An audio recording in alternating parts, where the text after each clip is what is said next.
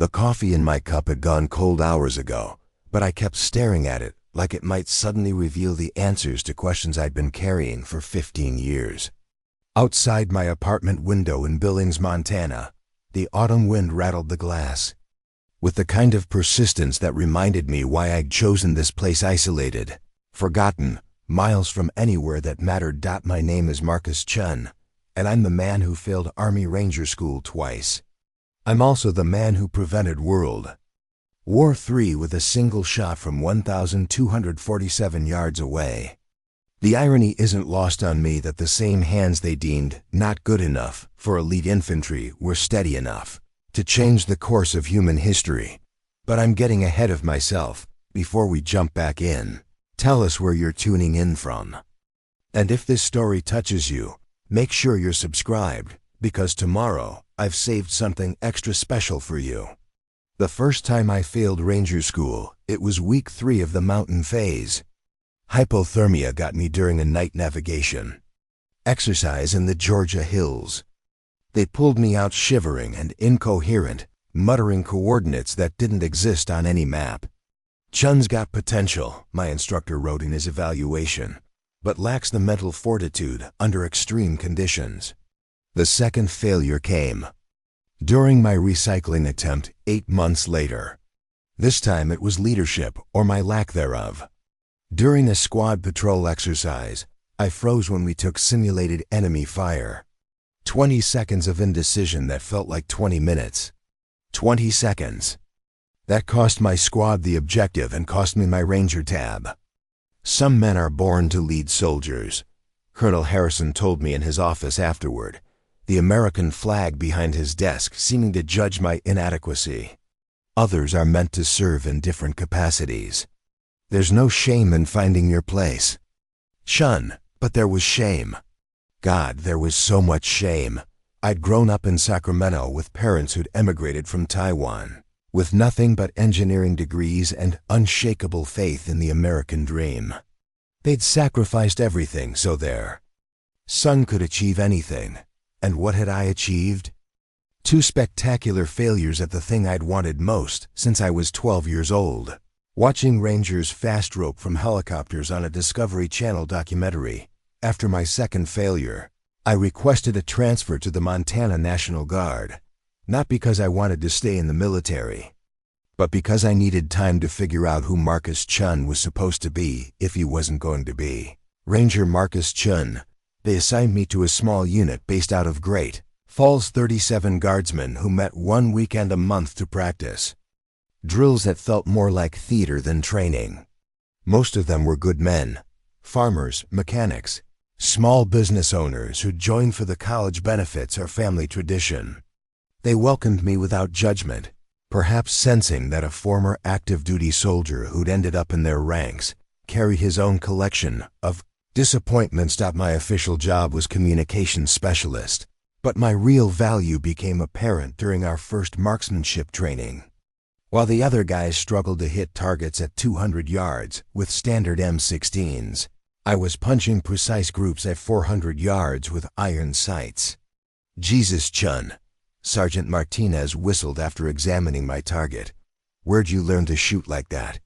The honest answer was my grandfather's farm in Central California, where he'd taught me to hunt jackrabbits with a .22 when I was 8.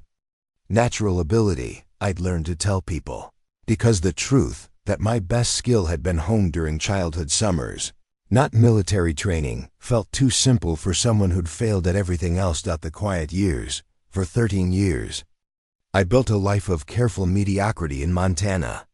I worked at a sporting goods store in Billings, selling rifles to hunters and teaching basic marksmanship at the local range on weekends.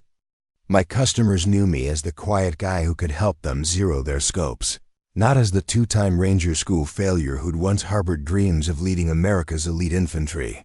I lived alone in a 2-bedroom apartment, the second bedroom converted into a workshop where I hand-loaded ammunition with obsessive precision.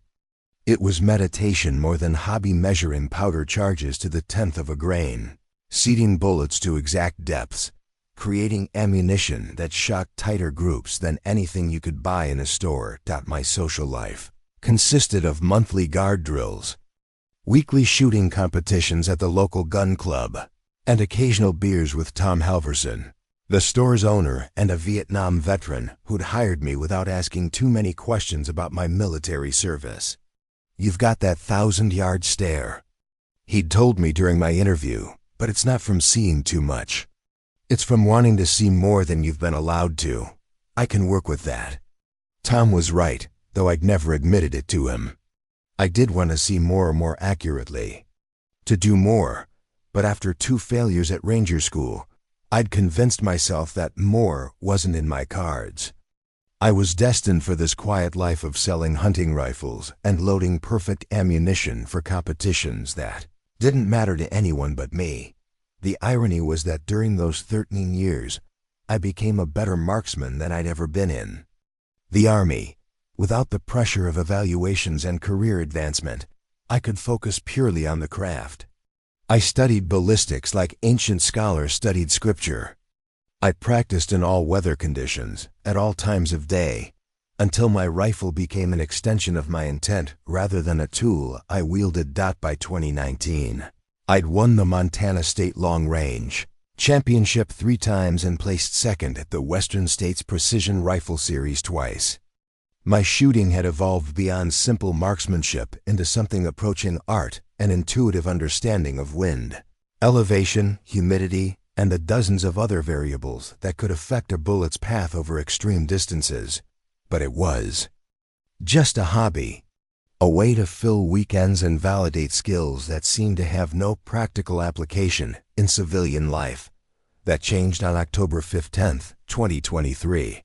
The call that changed everything. I was restocking ammunition at the store when my phone rang. The caller ID showed a number I didn't recognize, but the voice was unmistakably familiar. "Chun, this is Colonel Harrison. I need you to listen very carefully and not ask questions until I'm finished." My former Ranger School instructor's voice carried a weight that cut through 13 years of distance instantly. I found myself standing straighter behind the counter, muscle memory of military bearing kicking in automatically. 48 hours ago, a terrorist cell acquired a Soviet-era nuclear device from a black market dealer in Prague. Intelligence suggests they're planning to detonate it during the G20 summit in Denver next week. Every world leader will be there: Putin, Xi Jinping, Biden, all of them in one location. I gripped the phone tighter, my mind racing to process the implications. "Sir," I said, "no questions, Chun. The device is being transported by a convoy moving through northern Wyoming tomorrow morning. Satellite surveillance has identified their route, but it passes through terrain that makes conventional military response impossible. We need one shot from extreme range to disable their vehicle before they reach the interstate system." The store suddenly felt too small, the walls closing in as the magnitude of what he was describing sank in. "Colonel, I don't understand why you're calling me." "Because you're the best long-range marksman in a 300-mile radius of their projected route. Because you know that terrain from your guard training exercises. And because sometimes the man who failed to meet one standard is exactly what you need to meet a completely different one." He paused, letting that sink in. "A team will pick you up in 6 hours. Bring your rifle and whatever ammunition you trust. You'll have one opportunity to take a shot that could prevent the deaths of every major world leader and the war that would inevitably follow." "Sir, I failed Ranger School twice. I'm not Chun. I've been tracking your civilian shooting career. 3-time state champion, multiple regional wins, consistent sub-OA groups at 1,000 yards. The Army teaches marksmanship, but what you've developed on your own is something different. It's exactly what we need." The line went quiet except for my own heartbeat, which seemed loud enough to hear through the phone. "This isn't official." "Is it?" "Nothing about this is official. If you succeed, no one will ever know your name. If you fail, World War III starts in a week. The choice is yours, Chun." He hung up, leaving me standing in the middle of a sporting goods store in Montana, holding a phone and staring at shelves of hunting rifles that suddenly seemed inadequate. For the task he'd just described, preparation in the dark. Tom found me in the workshop behind the store at 2 a.m., hand-loading ammunition with an intensity that probably looked like madness. I'd been at it for hours, creating 50 rounds of .338 Lapua Magnum ammunition, loaded to specifications. I'd developed for 1,000-yard competition shooting. "You planning to shoot every deer in Montana?" he asked, settling into a chair and watching me work with the patient attention of someone who'd seen young soldiers prepare for things they couldn't talk about. Something like that. I seated another bullet, checked the overall length with calipers, added it to the growing row of finished cartridges. "Tom, if I disappeared for a few days, could you handle the store?" "Depends on where you're disappearing to." I looked up from the loading bench, meeting his eyes for the first time since he'd found me. "I can't tell you that." He nodded slowly. "Same people who gave you that 1,000-yard stare?" "Different people. Same stare." Tom was quiet for several minutes, watching me work with the methodical precision that had become second nature over 13 years of obsessive practice. Finally he spoke. "My unit in Vietnam had a sniper. Kid from Alabama who could put bullets through keyholes at 800 meters. Quiet like you, carried his own secrets like you." I kept working, knowing he had more to say. "Thing about snipers," Tom continued, "is they don't usually get second chances to prove themselves. When the moment comes, it either happens or it doesn't. No do-overs, no recycling programs." His words hit harder than he probably intended. "This might not be a second chance, Tom. Might just be another way to fail. Or it might be the thing you were actually meant to do all along. Sometimes we think we're training for one war when we're actually preparing for a completely different battle." A black SUV with government plates pulled up outside at exactly 6 a.m. I loaded my rifle case and ammunition box into the back, along with a small bag of personal items. The driver was a young woman in civilian clothes who introduced herself only as Agent Parker and seemed disinclined toward conversation. As we pulled away from Billings, I watched the familiar landscape of my quiet life disappear in the side mirror. 13 years of carefully constructed normalcy, of accepting limitations and managing disappointment, falling away with each mile. "You know where we're going?" I asked Parker after an hour of silence. "Remote location in northern Wyoming. You'll be briefed on site." She glanced at me in the rearview mirror. "Colonel Harrison spoke highly of your abilities." Colonel Harrison barely knew me. He knew enough to recommend you for this mission when 12 other candidates were unavailable or declined. That stopped my questions cold. 12 others had been asked first. I was the 13th choice, picked not for excellence, but for availability and proximity. The familiar weight of being second best or 13th best settled over my shoulders like an old coat. The briefing, the remote location, turned out to be a temporary command post established in an abandoned ranch house 20 miles east of Buffalo, Wyoming. Inside, military equipment and communication systems had transformed a farmhouse kitchen into something resembling a Pentagon briefing room. Colonel Harrison looked exactly as I remembered, gray-haired, stern-faced, with the kind of posture that suggested he'd spent decades carrying the weight of important decisions. He shook my hand with genuine warmth, which surprised me. "Chun, thank you for coming." "Sir, I need to understand what we're really doing here." "Fair enough." He gestured toward a large map spread across a dining room table. "At 0800 tomorrow, a 3-vehicle convoy carrying a 10-kiloton nuclear device will pass through this valley." He pointed to a narrow gap between 2 ridgelines about 30 miles north of our position. "Intelligence indicates they're transporting the device to Denver, where they plan to detonate it during the opening ceremony of the G20 summit.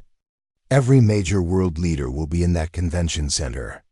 The death toll would be catastrophic, and the international response would inevitably lead to global conflict. I studied the map, noting the terrain features and elevation changes. Why? Can't you just intercept them with conventional forces? The convoy is traveling through a designated Native American reservation. Any military action on sovereign territory would create diplomatic complications we can't afford. Additionally, the device's handlers have made it clear they'll detonate immediately if they detect military intervention. A second officer, whom Harrison introduced as Major Williams, stepped forward.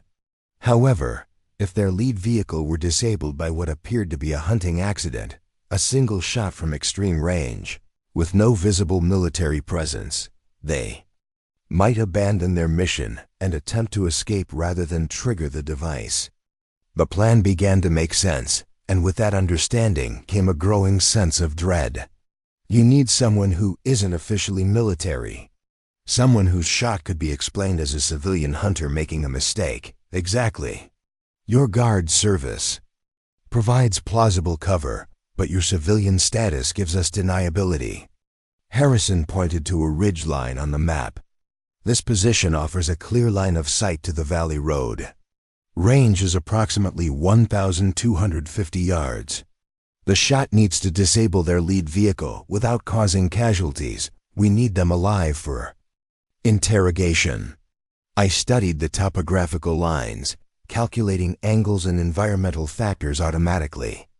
Wind conditions? Variable, 5 to 15 miles per hour from the southwest. Temperature at shot time should be around 45 degrees. Humidity low. Major Williams handed me a photograph of an armored sedan. Target is the engine block. Disable the vehicle. Stop the convoy. Create enough confusion for our extraction team to move in. Sir, I have to ask, why wasn't this mission given to a military sniper? Someone with official training and battlefield experience. Harrison and Williams exchanged glances. Finally, Harrison spoke.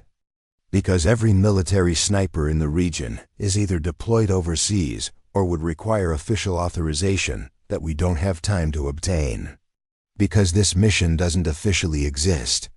And because your civilian shooting record suggests you might be better suited for this specific task than someone with traditional military training. My civilian shooting record also includes 13 years of missing every shot that actually mattered. Chun, you've never missed a shot that mattered. You've only failed at things you were never meant to succeed at in the first place. The position at 500 the next morning. Agent Parker drove me to the base of the ridge that would serve as my shooting position. The climb to the firing point took 40 minutes through terrain that would have challenged me during my ranger school days, but felt manageable with 13 years of Montana hunting experience. The position itself was perfect, a natural depression in the rocks that provided concealment and a stable shooting platform with clear lines of sight to the target area. I set up my rifle, a custom .338 Lapua Magnum that I'd built specifically for long-range competition shooting, and began the familiar ritual of preparing for a precision shot. Range, 1,247 yards. Confirmed with laser rangefinder. Wind, 8 to 12 miles per hour. From the southwest, variable. Temperature, 42 degrees and rising. Humidity, 23%. Barometric pressure, 30.15 and falling. I input the data into my ballistic calculator and dialed the appropriate elevation and windage corrections into my scope. Then I settled into position and began the waiting that every marksman knows, the quiet time when technical preparation gives way to mental focus. Through my scope, the valley road looked impossibly distant. At 1,247 yards, my target would appear, roughly the size of a dinner plate, and I'd need to hit a specific section of that plate to disable the engine without killing anyone. The margin for error was measured in inches. I thought about Colonel Harrison's words, "You've never missed a shot that mattered." But how could he know that when I'd never taken a shot that truly mattered? Every competition target, every perfect Group at the gun club. Every precisely loaded cartridge had been practiced for this moment that I hadn't known was coming. At 0730, my radio crackled. Chun, convoy is 15 minutes out. 3 vehicles, black sedan in the lead, followed by 2 SUVs. You are cleared to engage on your discretion. Copy that. Standing by. At 0742, I saw dust clouds in the distance, moving along the valley road at approximately 40 miles per hour. Through my scope, I could make out the lead vehicle, a dark sedan that matched the photograph. I'd studied the shot, everything I'd learned about marksmanship over 13 years of obsessive practice condensed into this moment. My breathing slowed automatically, heart rate dropping as muscle memory took over. The rifle stock pressed against my shoulder with familiar comfort. The scope's reticle steady on the approaching target. The convoy was moving at a consistent speed, following the road's natural curve through the valley. I had perhaps 30 seconds of optimal shooting angle as they passed through a straight section approximately 1,250 yards from my position. Wind had increased to 10 to 12 miles per hour, requiring additional windage correction. I made the adjustment and settled the crosshairs on the sedan's hood, leading the target by the calculated amount for its speed and distance. Time seemed to slow as I applied steady pressure to the trigger, using the breathing techniques I'd practiced thousands of times at the rifle range. The shot needed to happen at the natural respiratory pause, between breaths when my body was most stable. The sedan was entering the optimal engagement zone. I could see sunlight reflecting off its windshield, could make out the general shapes of occupants through the darkened glass. Breathe in, breathe out, hold.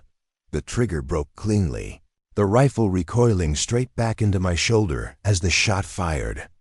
Through the scope, I watched the bullet's trace arc across the valley. A faint shimmer in the morning air. Impact. Steam erupted from the sedan's hood as the 250-grain bullet punched through the radiator and engine block exactly where I'd aimed. The vehicle immediately began slowing, coasting to a stop on the valley road as fluid poured from its wounded engine. The 2 following SUVs stopped behind the disabled sedan. Through my scope, I could see figures emerging from all 3 vehicles, some taking defensive positions while others worked frantically at the sedan's hood. Target neutralized, I reported into my radio. Lead vehicle disabled, convoy stopped. Outstanding shot, Chun. Extraction team is moving to intercept. Maintain overwatch until they arrive. For the next 20 minutes, I watched through my scope as events unfolded in the valley below. A helicopter appeared from the south, followed by several ground vehicles that approached the disabled convoy with tactical precision. The terrorist cell, faced with overwhelming force and no means of escape, surrendered without triggering their device. It was over. The return agent Parker drove me back to Billings in the same black SUV, the return trip even quieter than our departure had been. My rifle case sat in the back seat, the weapon cleaned and secured as if nothing had happened. Will I know if it worked? I asked as we approached the city limits. The G20 summit will proceed as scheduled. If you don't see news reports of a nuclear explosion in Denver, you'll know it worked. And the official story? There's no official story. This mission never happened. You were never here. The terrorists' vehicle had mechanical problems that allowed law enforcement to apprehend them. She pulled up outside my apartment, helping me unload my gear with the same professional efficiency she'd shown throughout the operation. Before getting back in her vehicle, she paused. For what it's worth, Chun, that was an exceptional shot under extreme circumstances. Not many people could have made it. Then she was gone, leaving me standing in my apartment parking lot with a rifle case and the knowledge that I'd just prevented World War III with a single bullet from 1,247 yards away. The aftermath. G20 summit in Denver proceeded without incident. News reports mentioned the arrest of suspected terrorists in Wyoming. But details were sparse, and the story quickly faded from national attention. No mention was made of nuclear devices, international assassination plots, or precision shooting from extreme range. I returned to work at the sporting goods store the following Monday, resuming the quiet routine of selling hunting rifles and teaching weekend marksmanship classes. Tom asked no questions about my absence, though I caught him watching me with curious attention for the first few days. The only visible change in my life was subtle. I started wearing my father's military dog tags, which I'd kept in a drawer since his death 5 years earlier. When customers asked about them, I said they were a reminder that service takes many forms. 3 weeks after the mission, a package arrived at my apartment with no return address. Inside was a medal I didn't recognize, along with a brief note: for exceptional marksmanship and service to your country. Though your actions cannot be officially recognized, they will not be forgotten. I kept the medal in the same drawer where I'd kept my father's dog tags, next to the ammunition loading tools and ballistic calculators that had prepared me for a moment I'd never expected to face. Reflection 13. Years after failing Ranger School for the second time, I finally understood what Colonel Harrison had meant during that final meeting in his office. Some men are born to lead soldiers, he'd said, and others are meant to serve in different capacities. I wasn't meant to be a ranger. I wasn't cut out to lead squads through simulated combat exercises or navigate obstacle courses under time pressure. Those failures had been real, and they'd defined my understanding of myself for more than a decade.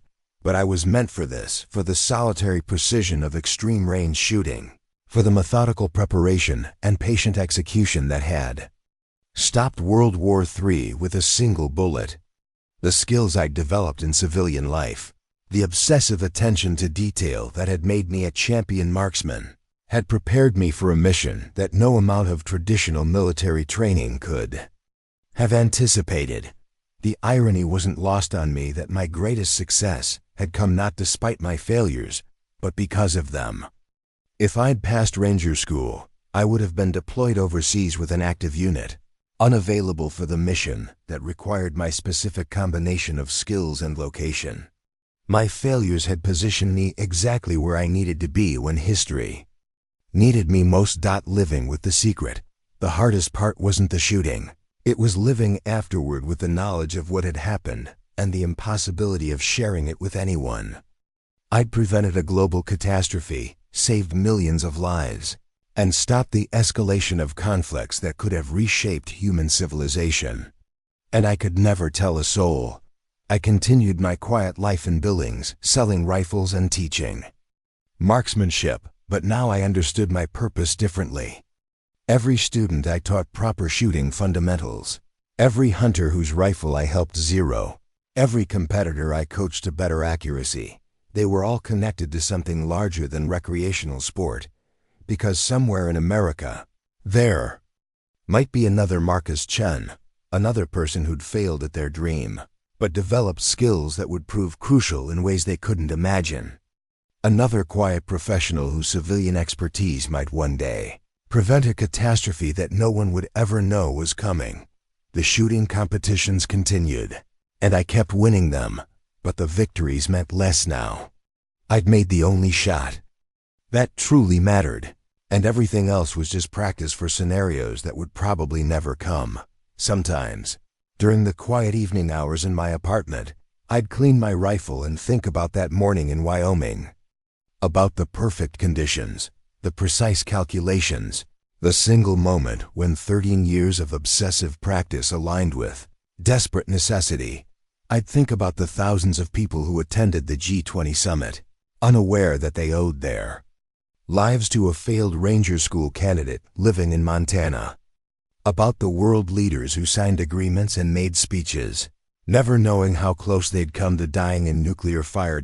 About the global war that never started because one bullet, fired from 1,247 yards away, found its target with precision. Measured in fractions of inches. The larger truth, what I learned from failing Ranger School and then preventing World War III is this. We prepare our entire lives for moments we can't predict or plan for. Every skill we develop, every failure we endure, every quiet hour of practice in pursuits that seem insignificant, they're all preparation for the moment when history needs exactly what we've become. I wasn't meant to be a ranger leading soldiers through conventional battles. I was meant to be a precision marksman who could make an impossible shot when the stakes couldn't be higher. My failures at one thing had prepared me to succeed at something entirely different. There are people reading this right now who failed at their dreams, who've settled for quiet lives in small places, who believe their best opportunities have passed them by.